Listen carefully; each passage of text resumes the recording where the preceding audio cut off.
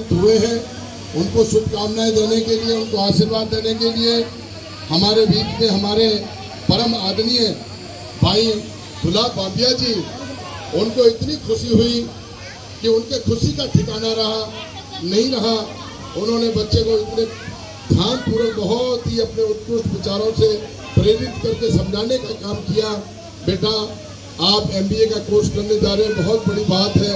ये आपके माता पिता की जो सेवा है, जो उन्होंने अपने दिल से आपको पढ़ा करके अपना लक्ष्य रखा है कि मेरा बेटा आज एक बहुत बड़ा विद्यार्थी और एक बहुत बड़ा MBA का छात्र बनकर के भारत के अंदर लौटेगा और मेरे समाज के नाम को रोशन करेगा, मेरे माता पिता के नाम को रोशन करेगा।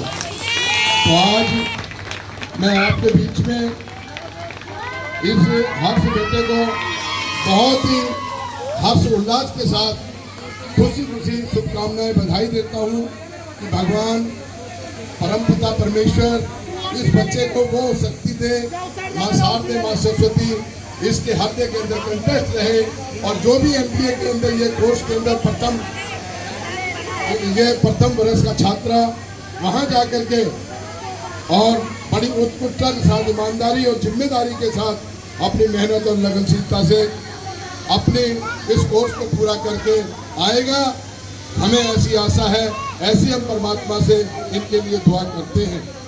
और आज हम एक घोषणा और करना चाहते हैं, दिल्ली सांची युवा एकता ट्रस्ट की टीम की ओर से हमारे सूरजपाल नागिया जी के नेतृत्व में, हमारे भोला जी छाइडी के नेतृत्व में, हमारे राजेश सिसोदिया जी, पूरी दिल्ली की टीम, दिल्ली सांची युवा एकता ट्रस्ट की टीम राजेश की आगामी आंदोलन के साथ तन मन धन से उनके साथ खड़ी है।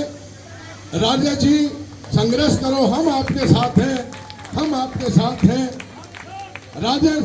और एक दिल्ली सांची युवा एकता ट्रस्ट, एकता जिंदाबाद, जिंदाबाद, जिंदाबाद। बहुत बहुत धन्यवाद, बहुत बहुत शुभकामनाएं, धन्यवाद। मैं हृदय से एक बार पुनः भाई भोला छाइडी जी को और उनकी धर्मपत्नी को और इस बच्चे को और पूरे परिवार को बहुत बहुत हृदय से शुभकामनाएं देता हूँ कि इन्होंने जो अपने बच्चे के लिए समाज के अंदर बहुत ही बड़ा लक्ष्य रखा है। मैं इनके लक्ष्य को यही कहूँगा कि भगवान इनके बच्चे का लक्ष्य, इनकी जो उम्मीद है वो पूरी करे और इन बच्चे को अच्छे मुकाम पे पहुँचा करके इनका माता पिता का नाम रोशन करे और समाज का नाम रोशन करे। जय सांची समाज, जिंदाबाद, जिंदाबाद। हौसला अफजाई के लिए हरिवंश राय बच्चन की वो कविता सुनाना चाहता हूँ। संघर्ष करो, संघर्ष करो, मैदान छोड़ना भागो तुम, यूं किए बिना ही जय जयकार नहीं होती और हिम्मत करने वालों की कभी हार नहीं होती। हेलो, ये छाइडी परिवार से बाहर जा रहा है। जिस टाइम अपनी कामयाबी लेके आएगा उस टाइम 500 पब्लिक एयरपोर्ट के ऊपर पहुंचेगी।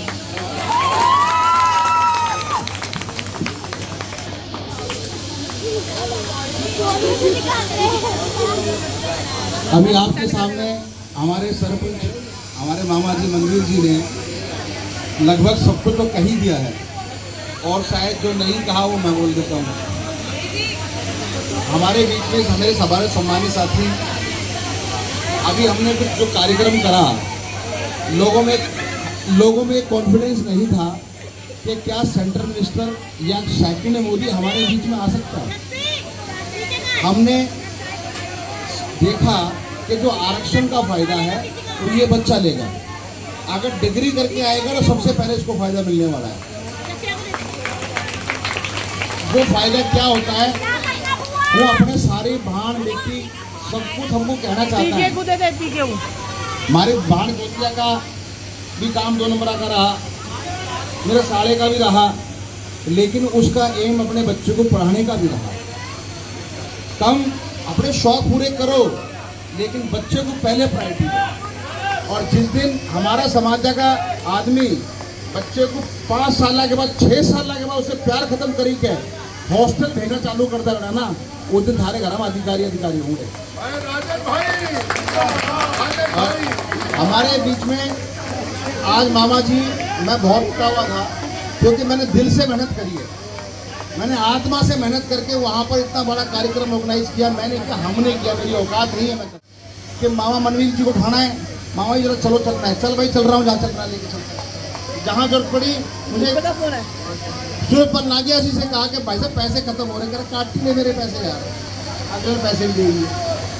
मतलब जहाँ जरूरत पड़ी इस कार्यक्रम को, तो जो इस कार्यक्रम का योगदान रहा है पूरे समाज का रहा है।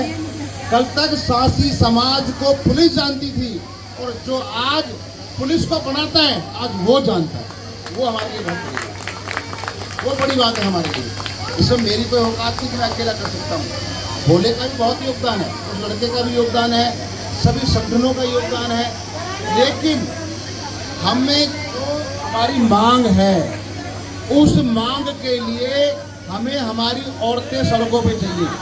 जब तक हमारे घरों की औरतें सड़कों पर नहीं आएंगे आंदोलन के लिए, अपने बच्चों का भविष्य कभी तय नहीं कर सकते। और मैं सबसे ज़्यादा धन्यवाद अगर देना चाहता हूँ तो इसके टोनी मामा को देना चाहता हूँ, क्योंकि टोनी मामा ने एक फेयरवेल यहाँ पे रखा, और वो फेयरवेल सबको खाना खिलाने के रखा, लेकिन उसके पीछे भी कुछ छुपा हुआ होता है कि जब कोई आदमी खाता है और बच्चे की शक्ल देखता है तो 100 आशीष देता है, आशीर्वाद देता है। हम तो कहते हैं कि ये मेरा बच्चा है, यो चाहे कुछ ऐसा करके दिखाए कि लोग कहते हैं कि 2 नंबर का बच्चा पढ़ नहीं सकता, ये एक ऐसा रिजल्ट देगा कि सब कुछ कर सकता है। क्यों?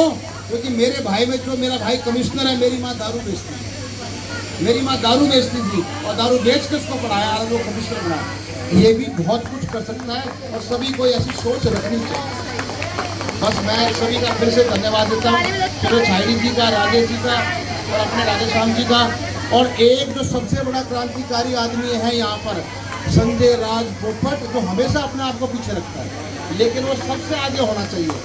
और हमारे गुलाम बांबिया जी और आपके क्या नाम है, हमारी टीम का था टोनी जी हो गए। और भैया मैं तो ये कहूँगा कि बेटा, तेरे पिता का जो सबसे बड़ा अहम रोल है ना, वो तेरे फादर का है। तेरा फादर की जो सोच है वो कितनी भीड़ में रहता है, और तेरी माँ ने कभी तेरे को छोड़ा ही नहीं। मेरे को ये समझ में नहीं आ रहा रोती थी कैसे, हमें समझ में ही नहीं आ रहा। इनने तो कभी कलेजे उसको उतारा ही नहीं, और पीछे भी चिपकाए रखा कि चल भाई इंडिया घूमना साथ चलेगा। अब ये रहेगी कैसे, मतलब ये समझ में। चलो परमात्मा उसको हौसला दे, बच्चों के भविष्य के लिए, बच्चों के भविष्य के लिए माओ को सेक्रीफाइस करना चाहिए, वो करते हैं। तो भाई सासी एकता ट्रस्ट, यदि अगला आंदोलन जो हमारी डिमांड है, जो हमारी मांग है सरकार से, वो आराम से पूरी नहीं होगी, हमको दोबारा फिर कुछ करना होगा और कुछ करते रहना होगा। अब हूँ आराम से संपन्न, चाहे तो वो संपन्न है। आज मेरा बेटा एक्सपोर्टर इम्पोर्टर है, शायद 5-7 लाख रुपए कमाता है, अब आज हम भी कमाते हैं, ये आराम से चल सकता है। लेकिन हमको लगता है कि जो बच्चे पढ़ी गए हैं, जो आदमी पढ़ी गए हैं, वो क्या और समाज को नहीं पढ़ाई सकते? अगर नहीं पढ़ाएगा तो लेकिन उनके कर्तव्य के लिए सब सड़कों पे आए, ताकि और बच्चों का रास्ता खुल सके, ताकि मेरा समाज, हमारा एक एजेंडा एकता ट्रस्ट का यही होगा कल से, पढ़ेगा समाज बढ़ेगा समाज, कल से ये एजेंडे पे काम करेंगे। बहुत बहुत धन्यवाद जी सॉरी साहब। मेरे मेंबरान का शुक्रिया अदा करता हूँ जो मेरे भांजे को आशीर्वाद देने आए। मेरा यही लक्ष्य था कि मैं अपने भांजे को बड़ा गया आशीर्वाद देकर बाहर देश भेजूँ, जिससे मेरा भांजा कामयाब और बिजनेस से जाकर अपनी ज़िंदगी का एक पलट के दिखाए, जिससे और बच्चों को, समाज के और बच्चों को आज्ञा वो मिले, प्रेरणा मिले, जिससे बच्चे हमारे जो पढ़ाई छोड़ देते हैं और पूरी पढ़ाई नहीं करते, वो दोबारा से पढ़ाई करें और अपना जीवन का लक्ष्य बनाएं कि पढ़ाई हमारे लिए कितनी ज़रूरी है। हमारे जो हमने कर लिया, हम जो कर रहे हैं 2 नंबर का धंधा। मैं ये चाहता हूँ कि हमारे समाज के जो बच्चे हैं वो अब सिर्फ पढ़ाई पे फोकस दें। हमने जो करना था कर लिया, अब जमाना आप लोगों का है, वो सिर्फ एक ही चीज़ से होगा, शिक्षा से। तो इसलिए भाई बच्चों, मेरा एक ही निवेदन है आप सबको कि आप पढ़ाई पे अपने माँ बाप का साथ दे, आपके माँ बाप का साथ देंगे, आप पढ़ाई लिखाई पे पूरा ध्यान दें, फोकस करें। आज मेरा भांजा विदेश जा रहा है, कल मैं चाहूँगा हर घर से एक बच्चा हमारे समाज का विदेश जाए, जो पढ़ लिख कर कामयाब बन के आए। धन्यवाद।